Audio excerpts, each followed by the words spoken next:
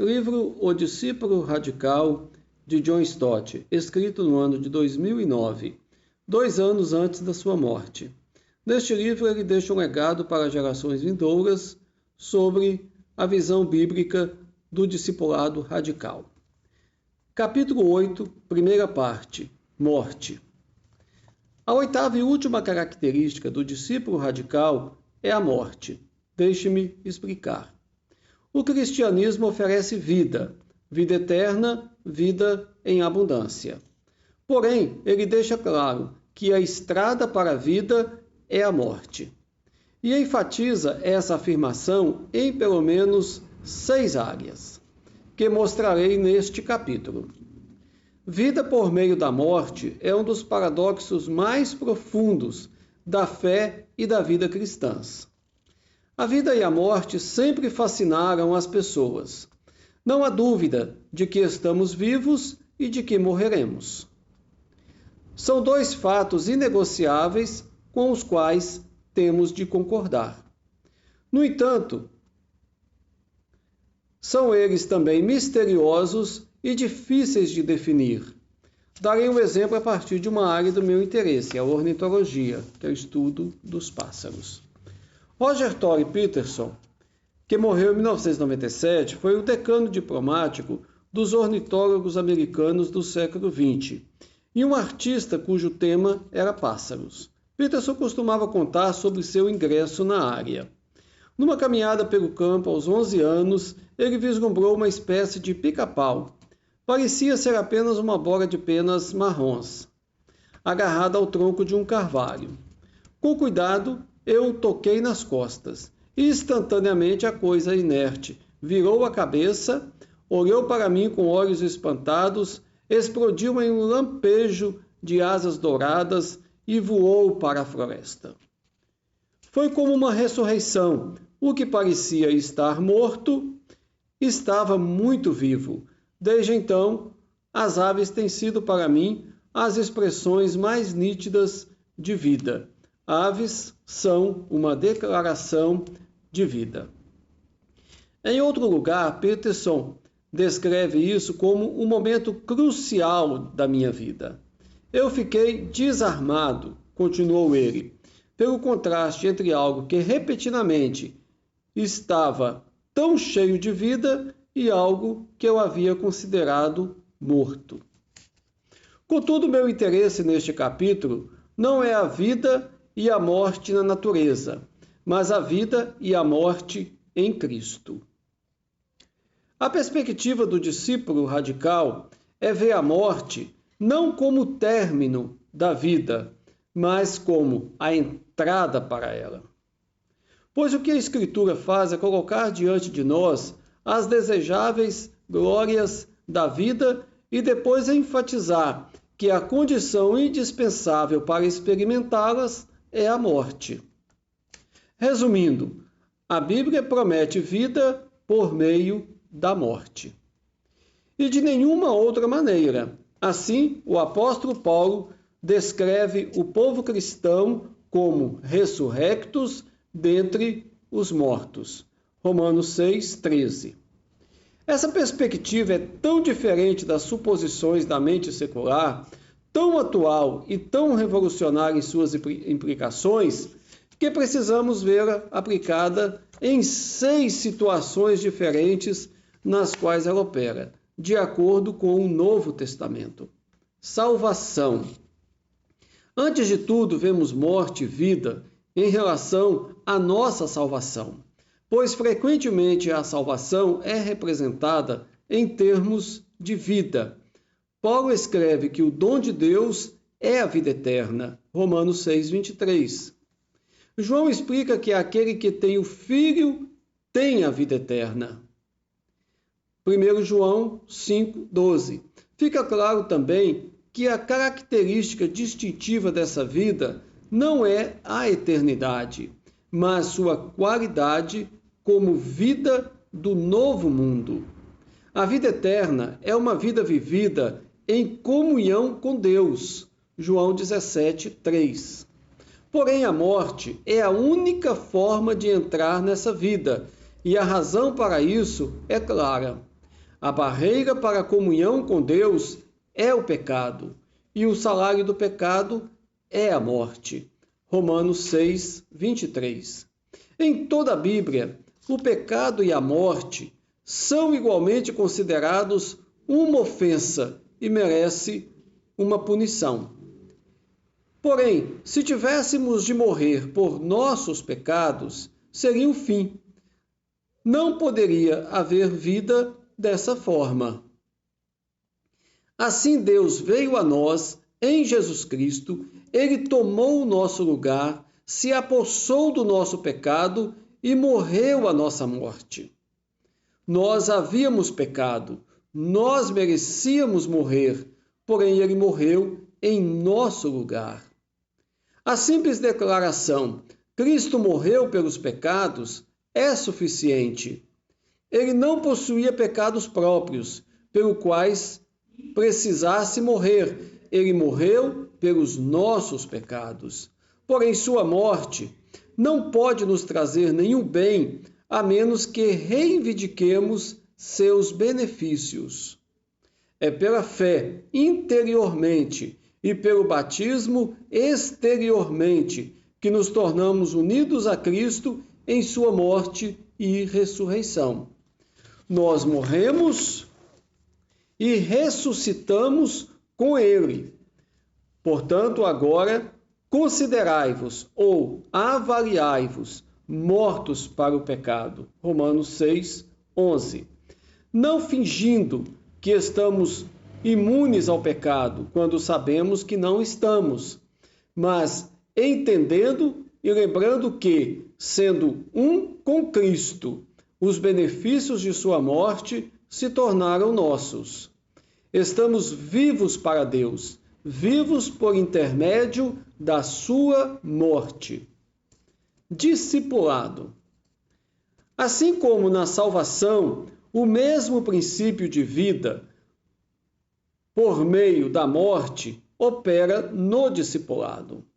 O próprio Jesus utilizou esse enfático simbolismo.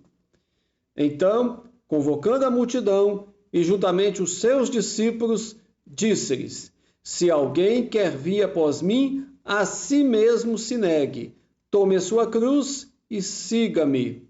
Quem quiser, pois, salvar a sua vida, perdê-la-á. E quem perder a vida por causa de mim e do Evangelho, salvá-la-á. Marcos 8, 34 e 35.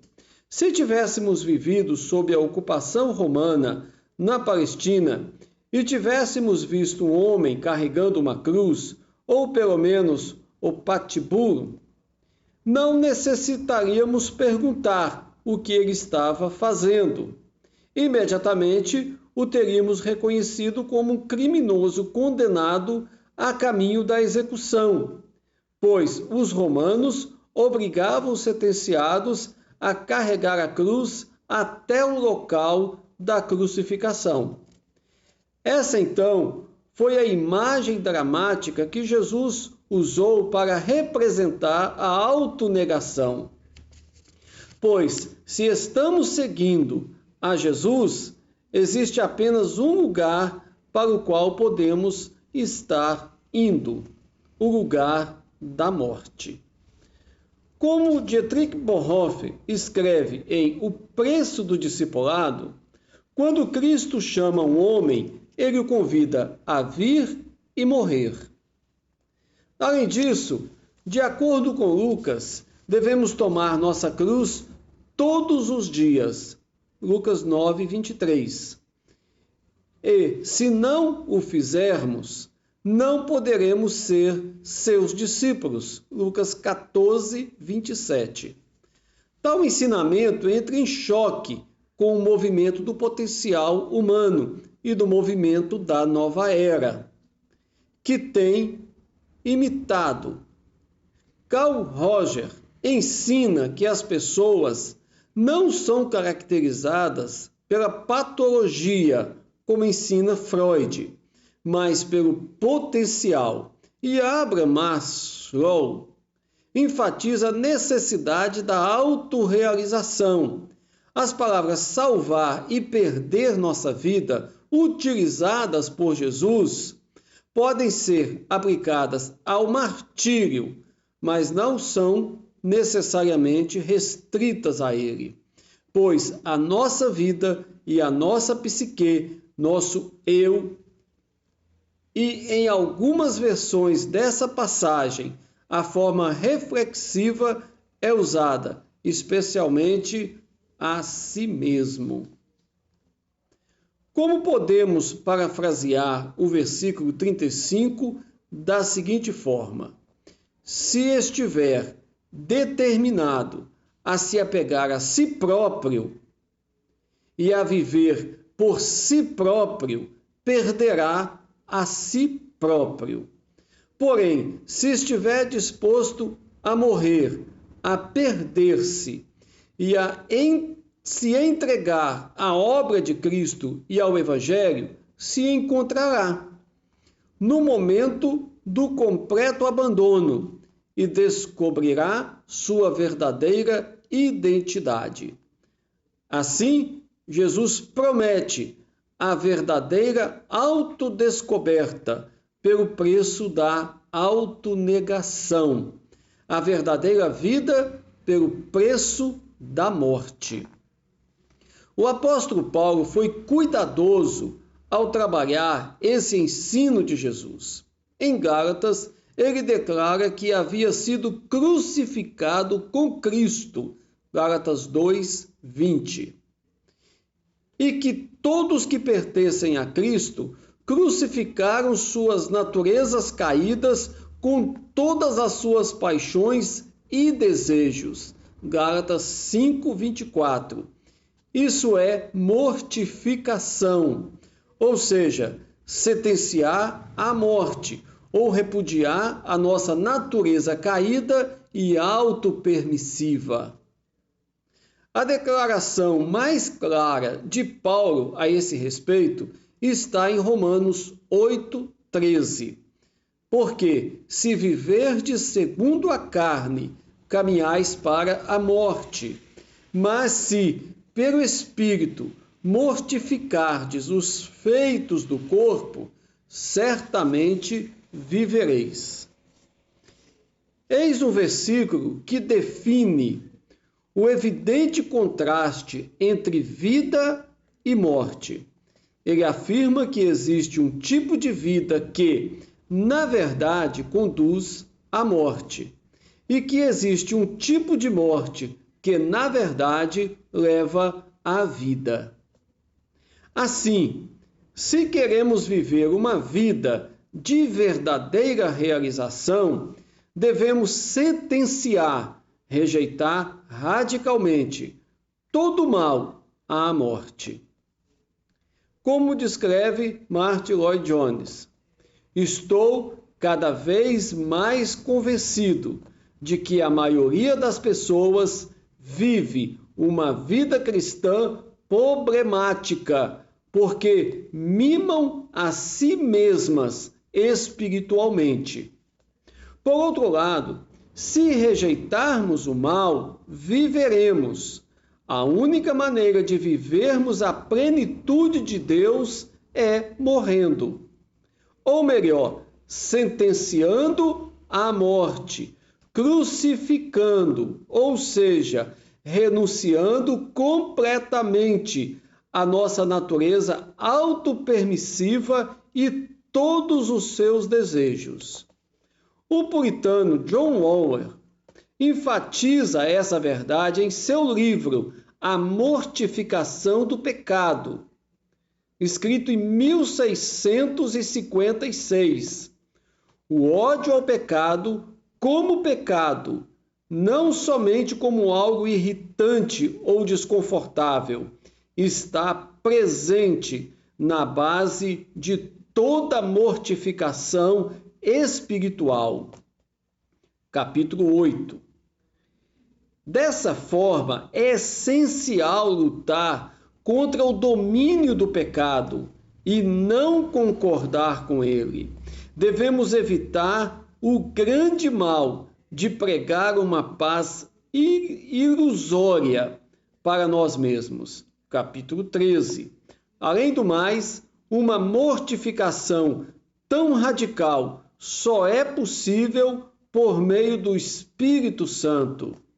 É mais fácil um homem conseguir ver sem olhos ou falar sem língua do que verdadeiramente mortificar um pecado sem o Espírito Santo. Capítulo 7. No próximo vídeo vamos continuar este capítulo muito interessante sobre morte, que está no livro O Discípulo Radical de John Stott. Vale a pena acompanhar no próximo vídeo. Então, até o próximo e que Deus os abençoe.